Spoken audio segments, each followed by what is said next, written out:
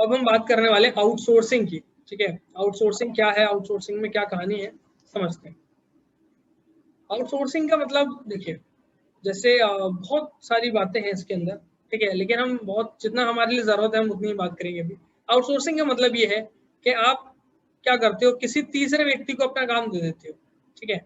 जैसे आप समझना कहने का क्या मतलब, जैसे एबीसी इंस्टीट्यूट है कोई, ठीक है, ये स्कूल कॉलेज होंगे आपके, ठीक है, वहां देखो आप, तो वहाँ पूरा जो क्लीनिंग स्टाफ है, ठीक है, वहाँ क्या होता है, एक कॉन्ट्रैक्टर होता है, ठीक है, एक कॉन्ट्रैक्टर होता है, ठीक है, उसको पूरा कॉन्ट्रैक्ट दे दिया जाता है सफाई का, ठीक है। अब वो अपनी लेबर लेकर आता है, ठीक है, और वहाँ सफाई करवाता है। अब वो आज कोई आ रहा है, कल कोई आ रहा है, परसों कोई आ रहा है, आपको मतलब नहीं है। आपने क्या कर दिया, एक पूरा कॉन्ट्रैक्टर होता है, एक पूरी एजेंसी होती है, ठीक है, उस पूरी एजेंसी को आप क्या करते हो, कहने का क्या मतलब है, एबीसी इंस्टीट्यूट जो है वो पूरी एक एजेंसी होगी, ठीक है, एक मान लो XYZ एजेंसी है, उसको पूरा काम दे दिया क्लीनिंग का, और वो पूरा देखेगी, ठीक है। जनरली आउटसोर्सिंग आप छोटी बड़ी दोनों चीजों में करते हो, ठीक है, बड़े कामों के लिए भी करते हैं, छोटे कामों के लिए भी करते हैं, ठीक है। अब उसमें क्या होगा कि कहने का क्या मतलब है कि वो कोई भी स्टाफ लेकर आए, कुछ भी करे, आपका काम पूरा होगा, ठीक है, वो एजेंसी आपका काम पूरा करके देगी, कहने का मतलब ये, ठीक है। जैसे आप और भी काम के अंदर ये देख सकते हो, जैसे मैं आपको एग्जांपल के लिए बताऊं तो वॉचमैन, ठीक है, बॉडीगार्ड, ठीक है, आपको अगर बॉडीगार्ड चाहिए 4 से, आप क्या करो, किसी एजेंसी को बोलो, एजेंसी देगी आपको, ठीक है। कोई छुट्टी पे है तो कोई दूसरा भेजेंगे वो, ठीक है, ये वाली बातें होती हैं। तो इस तरह से चलता है, ठीक है। क्या, चलो पढ़ के देखते हैं और मजा आएगा कि क्या है।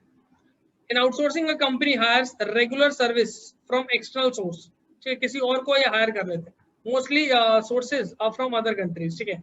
ये यहाँ पर ग्लोबलाइजेशन की बात चल रही थी, ठीक है, उससे रिलेटेड है, एलपीजी से रिलेटेड है। तो यहाँ पर क्या हो रहा है कि बाहर की कंट्रीज से आप लोगों को हायर कर रहे हो, काम करवा रहे हो, ठीक है। These services used to be previously provided internally or from within the country, like legal advice, computer service, advertisement, security, बहुत सारी चीजों के लिए, ठीक है। Each provided by respective department of the company, ये सब फालतू बात है। कहने का क्या मतलब है कि अगर एग्जांपल दे रहा हूँ, ठीक है, आपको कोई एप्लीकेशन बनवानी है, ठीक है, एप्लीकेशन कोई हलुआ नहीं है कि एक आदमी बना दे, पूरी टीम लगती है उसके लिए, ठीक है, पूरी एक टीम लगती है। कोई वेबसाइट बनाना, ठीक है, मतलब समझ रहे हो, अकेला आदमी भी बना सकता है, लेकिन वो तामझाम का काम है उसके लिए, ठीक है, बहुत ज्यादा, ठीक है, ये बात है। वेबसाइट डिजाइन करना, तो ये मतलब जनरली पूरा टीम काम करती है इसके पीछे, ठीक है, एक अकेला आदमी नहीं कर पाता इतना आसानी से।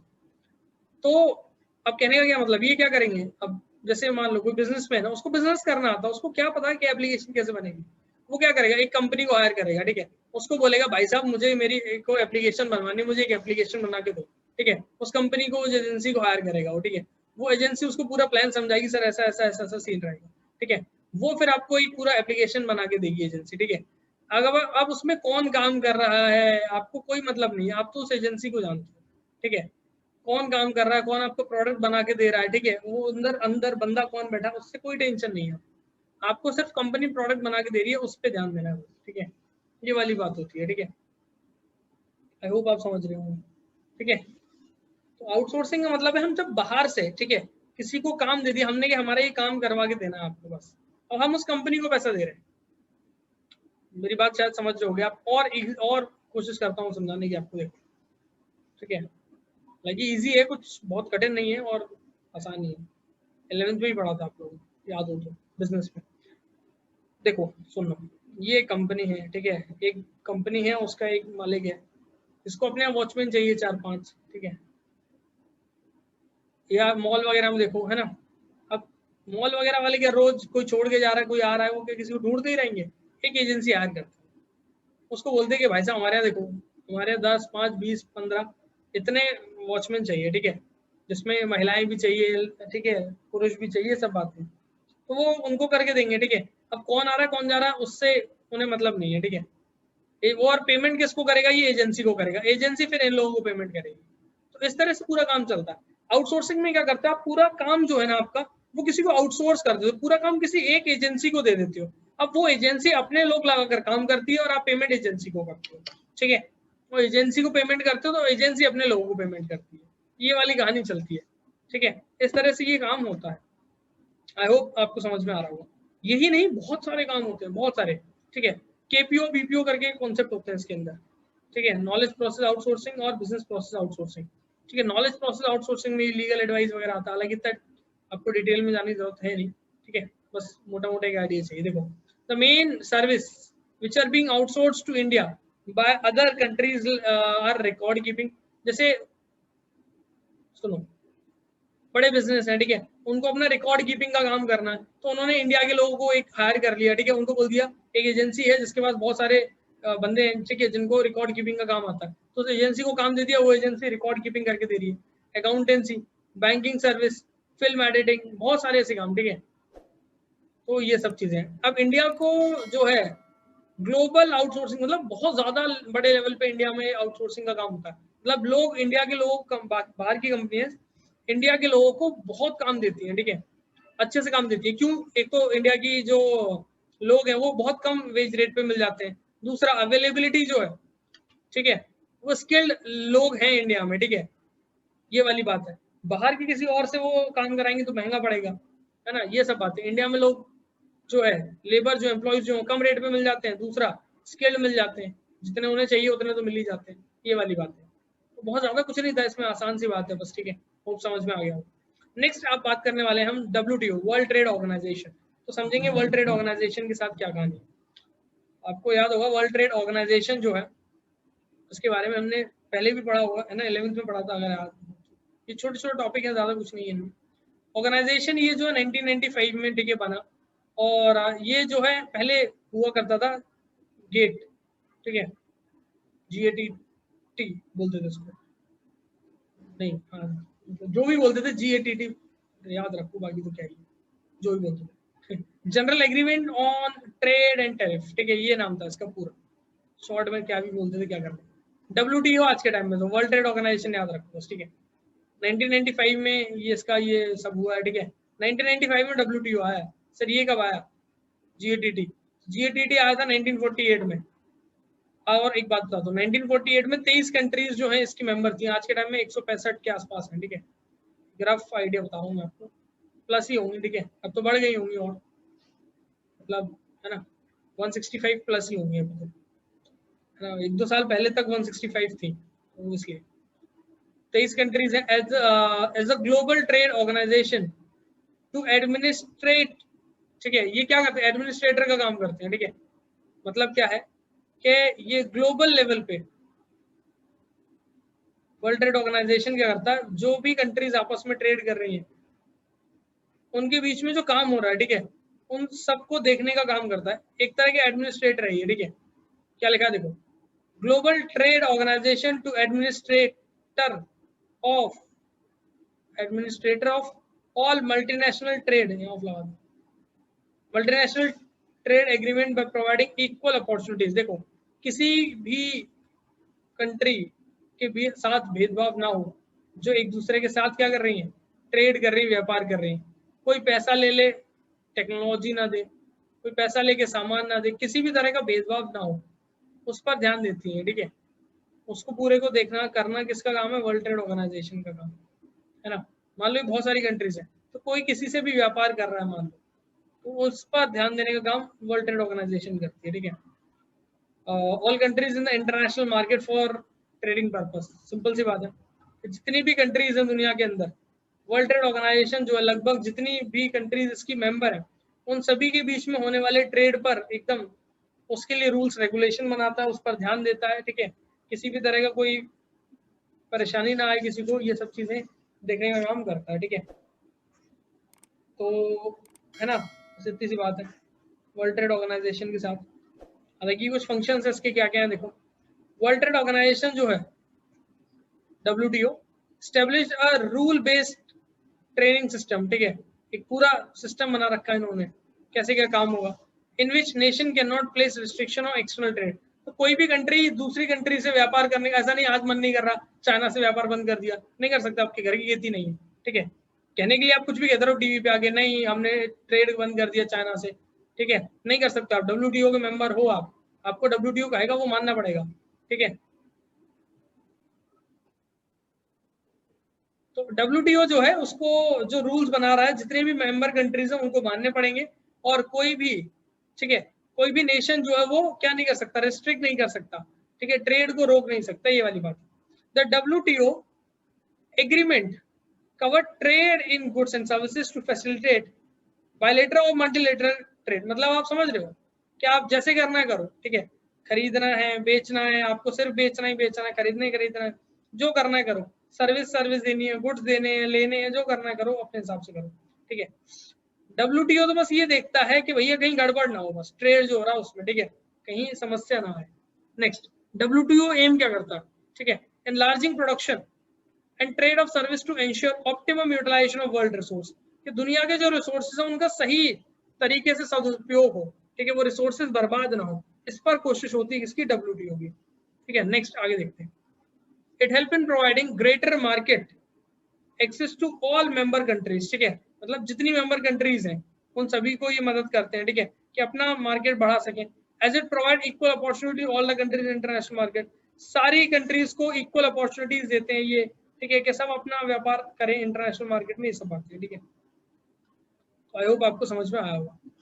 अब देखो नेक्स्ट क्या, Indian economy during reforms, reforms की वही 1991 के टाइम में बात कर रहे हैं, ठीक है। एन असेसमेंट, और मतलब उसके फायदे नुकसान की बात करें, कितना सही रहा कितना नहीं रहा, क्या आर्ग्यूमेंट्स रहे, वो सब बातें हमें अब इस टॉपिक में करना है। देखो इकोनॉमिक रिफॉर्म्स मतलब लिबरलाइजेशन, प्राइवेटाइजेशन, ग्लोबलाइजेशन, हालांकि छोटा मोटा एक पार्ट इसका मॉडर्नाइजेशन भी आप समझ रहे हो, कह सकते हो, है ना, इन तीनों के साथ ही अगर आप देखो तो, ठीक है। और 1991 में ये सब हुआ था, आपको पता ही है, ठीक है, तो इसमें नया तो कुछ नहीं है बताने जैसा, ठीक है, बस कुछ जुड़ी हुई बातें इससे, वो क्या है देखो, argument in favour of economic reforms, ठीक है। फिर हम बात करेंगे लिमिटेशंस, मतलब कितना हमें सही रहा इकोनॉमिक रिफॉर्म्स और कितना नहीं रहा, मतलब हमने लिबरलाइजेशन, प्राइवेटाइजेशन, ग्लोबलाइजेशन के खुद के इम्पैक्ट्स भी देखे, और अब हम इंडिविजुअल के साथ साथ देखने के, अब हम पूरा मतलब मेजर लेवल पे देखें, तो जो सारे रिफॉर्म्स हुए उसका सब प्लस माइनस देखें तो क्या रहा देखो, ठीक है, अगेंस्ट में और फेवर में, मतलब समझ रहे हो, आर्ग्यूमेंट्स देख रहे हैं हम, फेवर में क्या रहा है पहले तो, ठीक है, इंक्रीज हुआ इकोनॉमिक ग्रोथ, ठीक है, इंक्रीज हुआ ग्रोथ रेट। अच्छा कई टीवी चैनल्स पे देखा होगा आपने कि इंडिया की GDP 3% है, ठीक है, अच्छा वो ये कहते 3% है, अरे चतुर के भाइयों, 3% GDP नहीं है, GDP तो बहुत ज्यादा है यार, बहुत ज्यादा, 200-250 लाख करोड़ के आसपास GDP है भारत की, ठीक है, कहाँ खोए हुए, 3% GDP ग्रोथ है, ठीक है। तो कई न्यूज चैनल पे और कई जगह जहां भी आप सुनो उस बात को थोड़ा सा ध्यान रखा करो, ठीक है, कि GDP का जो ये परसेंट होता है वो ग्रोथ रेट होता है ना, GDP तो बहुत ज्यादा है, मुझे शायद याद है 282 लाख करोड़ के आसपास GDP है इंडिया की, ठीक है, और पाकिस्तान की पता है 20-22 लाख करोड़, मतलब हमारी 10% के आसपास, बस ये समझ लो। खैर छोड़, मजा आता है पाकिस्तान के बारे में जब चर्चा कर, ठीक है, खैर पढ़ेंगे पढ़ेंगे पूरे टॉपिक पढ़ेंगे, पूरे चैप्टर है हमारे पास पढ़ने के लिए, तो बहुत एंजॉय करेंगे हम वहां पर, ठीक है, इंडिया को चाइना भी सामने सामने खड़ा करके पढ़ेंगे, मजा आएगा। Increase in growth rate of the economy, तो ग्रोथ रेट हमारी बढ़ गई, ठीक है, हमने देखा the growth rate of an economy is measured GDP में, देखो किसी भी कंट्री की जो ग्रोथ रेट है वो GDP में मेजर करते हैं, GDP क्या होता है मैंने पहले ही बताया, ठीक है, ग्रॉस डोमेस्टिक प्रोडक्ट, एक साल में एक देश में जितनी गुड्स एंड सर्विस प्रोड्यूस हो रहे हैं उनकी जो फाइनल मनी वैल्यू वो GDP होता है, ठीक है, पहले भी हमने काफी बार डिस्कस किया। तो GDP जो है इंडिया की 5.6%, ठीक है, से लेकर 8.2% तक बढ़ी, ठीक है, 2007 और 12 की बात कर रहे हैं, हालांकि जब से 12 के बाद फिर आप देखो तो गिरती गई है, जब कोरोना तो फिर ये मतलब बहुत ज्यादा गिर गई है, तब से मतलब हाईएस्ट है अभी तक की, ये समझ लो आप 8.2, तो इससे ज्यादा कभी गई नहीं है, इससे गिरती गई है फिर लगातार, इस 2007 से 12 के टाइम में इतनी थी, उसके बाद लगातार अब गिरती जा रही है, ठीक है, 2020-21 के टाइम तक गिरी है, उसके बाद अब देखो क्या होगा। स्ट्रक्चरल चेंजेस की बात करें हम तो क्या हुआ, structural changes refers to shift of contribution from primary sectors to secondary and tertiary, क्या हुआ कि लोग एग्रीकल्चर से निकल के सर्विस और मैन्युफैक्चरिंग, सेकेंडरी होता है मैन्युफैक्चरिंग और टर्शरी होता है सर्विस, तो इन इंडस्ट्रीज में भी आके लोग काम करने लग गए थे, ठीक है, ये चेंजेस है। और देखते हैं हम क्या चेंजेस रहे, और चेंजेस ये हुए कि increase in foreign direct investment, foreign direct investment जो है बढ़ा, फॉरेन एक्सचेंज रिजर्व बढ़ा, दोनों अलग अलग बातें हैं, ठीक है। Foreign there has been increase in foreign exchange reserve, ठीक है। फॉरेन एक्सचेंज रिजर्व बढ़ा, सुनना कितना, यूएस डॉलर 6 बिलियन 1991 के टाइम था, और ये कितना होगा 321 2014-15, मतलब सोचो 6 यूएस बिलियन डॉलर के आसपास क्या था हमारा foreign exchange reserve. Foreign exchange reserve क्या होता है, जो आरबीआई है उसके पास फॉरेन एक्सचेंज मतलब फॉरेन करेंसीज कितनी है, ठीक है, उसका एक रिजर्व होता है। मैंने आपको शायद पिछली क्लास में पूरा बताया था फॉरेन एक्सचेंज के बारे में, ठीक है। तो आरबीआई के पास क्या होता है, पूरा पैसा होता है, ठीक है, पूरा। मनी एंड बैंकिंग में ही मुझे याद है शायद कुछ मैंने बताया होगा इस बारे में। खैर, तो फॉरेन एक्सचेंज रिजर्व क्या है, फिर से सुनो कि आरबीआई के पास पैसा होता है, ठीक है। बाकी जो कंट्रीज है ना, जैसे इंडिया का आरबीआई है, ठीक है, सेंट्रल बैंक। अमेरिका का भी करेंसी हम रखते हैं, ठीक है, आरबीआई रखती है, यूएस का भी मतलब कनाडा के भी रखेगी, हमें यूके का भी रखेगी। हर कंट्री की जो करेंसी है उसका जो टोटल है, ठीक है, वो होता है। तो 6 बिलियन के आसपास था और वो 321 बिलियन बढ़ा, किस वजह से, 1991 के रिफॉर्म्स की वजह से। एट प्रेजेंट देखो इंडिया जो है largest foreign exchange reserve holder है वो दुनिया में, ठीक है, बहुत बड़े लेवल पे। नेक्स्ट देखो, प्रमोशन ऑफ एक्सपोर्ट, पहले से हमारे एक्सपोर्ट बढ़ गए, ठीक है। इंडिया जो है बहुत सक्सेसफुल ऑटो पार्ट्स में है, इंजीनियरिंग गुड्स में, आईटी सर्विस, ठीक है, आईटी सॉफ्टवेयर, टेक्सटाइल में बहुत आगे। मतलब ये समझ लो दुनिया में मैन्युफैक्चरिंग में तीसरे चौथे नंबर पे इंडिया समझ सकते हो आप, ठीक है। और पहले दूसरे नंबर के आसपास आप आईटी सेक्टर में इंडिया को देख लो, ठीक है, दुनिया में इस पोजीशन पे। तो एक्सपोर्ट कर रहे हैं हम ये सर्विसेज, तो बहुत बड़े स्केल पर इंडिया है, ठीक है। मतलब फायदा हुआ इन सब चीजों का, कंट्रोल, इन्फ्लेशन इससे कंट्रोल हुआ है, ठीक है, एलपीजी की वजह से इन्फ्लेशन कंट्रोल हुआ है। जब 16.7% था 1991 में, वो कंट्रोल हो गया 4.9 तक आया, काफी फायदा रहा है, ठीक है। इन्फ्लेशन का कम हुआ है, कहने का मतलब ये। रिडक्शन इन डेफिसिट, ठीक है, जो बैलेंस ऑफ पेमेंट होता है, आपको याद होगा बैलेंस ऑफ पेमेंट के बारे में हमने स्टार्टिंग में बात की थी, ठीक है। बैलेंस ऑफ पेमेंट हमारा डेफिसिट में जा रहा था, इसलिए हमें रिफॉर्म्स लाने की जरूरत थी। तो रिफॉर्म्स लाए तो वो डेफिसिट में जो था वो इम्प्रूव हो गया, ठीक है। मतलब क्या था, बैलेंस ऑफ पेमेंट जो माइनस में था तो वो धीरे धीरे माइनस से कम हो रहा था, ठीक है, प्लस की तरफ हम बढ़ रहे थे। तो क्या हुआ कि पहले हमारा कितना था, पहले हमारा इतना माइनस में था, ठीक है, बैलेंस ऑफ पेमेंट, अब इतना माइनस में रह गया 152 मिलियन। पहले कितना था 9680 मिलियन, और अब कम हो गया 152 मिलियन, इतना रह गया था 2016-17 में। तो काफी अच्छा, ठीक है। मतलब हालांकि अभी भी बैलेंस ऑफ पेमेंट माइनस में ही चल रहा है, सरप्लस में आया नहीं है, लेकिन हाँ फिर भी अभी इम्प्रूवमेंट की जरूरत है, ठीक है। चलिए अब और अगर हम बातें करें तो लिमिटेशंस क्या रहे इसके, ठीक है, क्रिटिसिज्म, मतलब कहाँ कहाँ ये काम नहीं आ पाया। तो देखो, कॉन्ट्राडिक्शन है between growth and employment. Growth की तो बात हुई, एम्प्लॉयमेंट की बात नहीं हुई इसमें, ठीक है। देखो, through the GDP growth rate has increase in the reforms period, yet reforms lead to growth has not generated sufficient employment opportunities in the country। मतलब जितना ग्रोथ रेट है, कहने का मतलब है ग्रोथ तो हुआ, हमने अभी देखा भी ग्रोथ रेट हुआ, ठीक है, लेकिन एम्प्लॉयमेंट नहीं बढ़ा यार, तो एक वो वाली चीज थी, ठीक है। तो एक ये पॉइंट है। Next, reforms in agriculture. Agriculture के रिफॉर्म्स कुछ देखो, एडवर्स इफेक्ट पड़ गया, उस पर उल्टा फर्क पड़ गया, लोग यहाँ से निकल के जा रहे हैं, देखो कैसे। Reforms have not been able to benefit agriculture. Agriculture के लिए कोई ज्यादा फायदा नहीं आया, इसका नुकसान ही हुआ, ठीक है। फर्टिलाइजर और ये सब चीजों को देखो आप, ठीक है, इनकी कॉस्ट बढ़ गई खेती करने के लिए, है ना, तो नुकसान ही था। More focus on production of cash crops instead of production of food grains. कहने का क्या मतलब है, कैश क्रॉप जो है उन पर लोग ध्यान देने लगे, फूड ग्रेन्स पे दे ही नहीं रहे थे। तो फूड ग्रेन्स की क्या सप्लाई कम होगी तो प्राइस बढ़ने लग गए, ये नुकसान हुआ।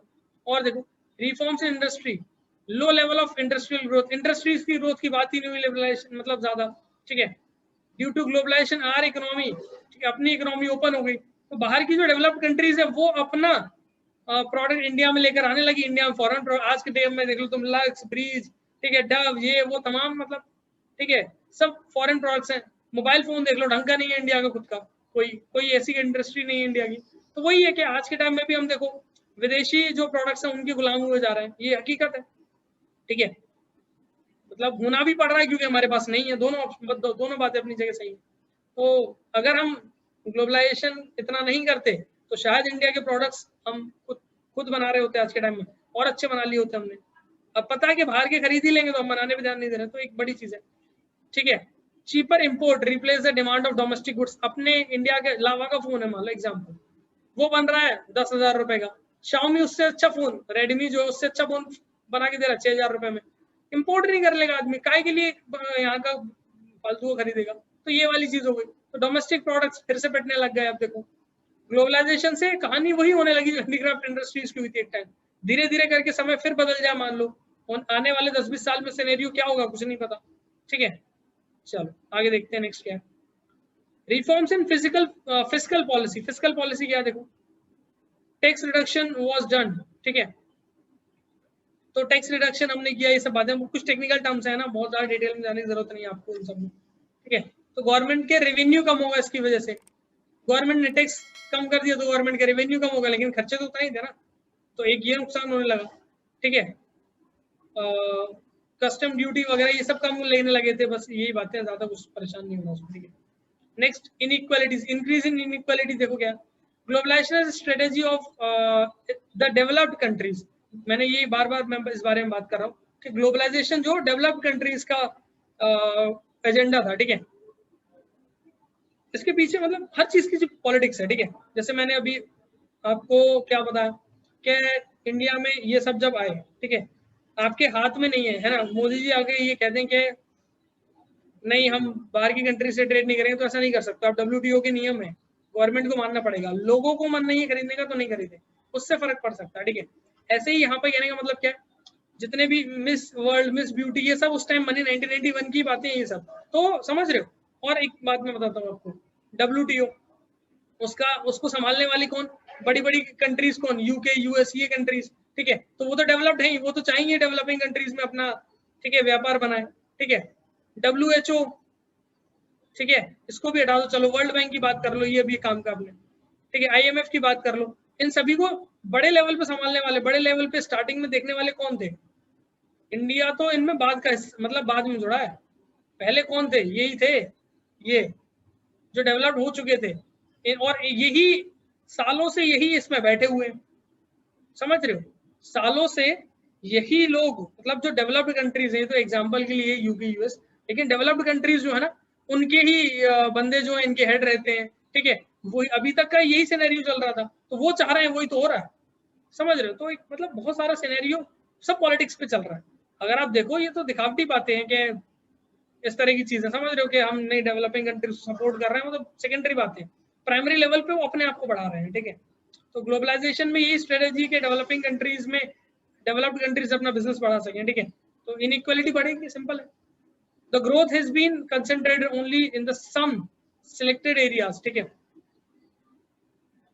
इन the service sector such as information technology. अच्छा क्या होता है ना, अब जैसे यहाँ सिलेक्ट लिखा है, ठीक है, अब यहाँ होना सिलेक्टेड चाहिए, अब वो पढ़ मैं सिलेक्टेड ही जाऊंगा क्योंकि मुझे पता है कि कहानी क्या है। सिलेक्ट लिखा तो फिर मैं खुद देखता हूँ कि मैं गलत पढ़ गया, इसमें गलत लिखा है, ठीक, तो मुझे रुकना पड़ता। खैर, such as information technology, finance technology, hospitality, तो कुछ चीजों में इनका काफी काम रहा, ठीक है। वर्चुअल सेक्टर, एग्रीकल्चर वगैरह में ज्यादा नहीं था, ठीक है, इन चीजों में ज्यादा था। देख लो टेक्नोलॉजी बहुत काम आई है ग्लोबलाइजेशन के हिसाब से, देखो तो फाइनेंस देखो आज के टाइम में, आप कुछ भी चाहिए उधार, मतलब सुई से हवाई जहाज सब किस्तों पे ले लो, सब चीजें आज के टाइम में, ठीक है। तो ये वाली बात है। तो यहाँ पर ये वाला जो टॉपिक है आपका वो खत्म हुआ है। आई होप आपको समझ में आया होगा, ठीक है। आज के लिए इतना ही करते हैं, फिर मिलते हैं।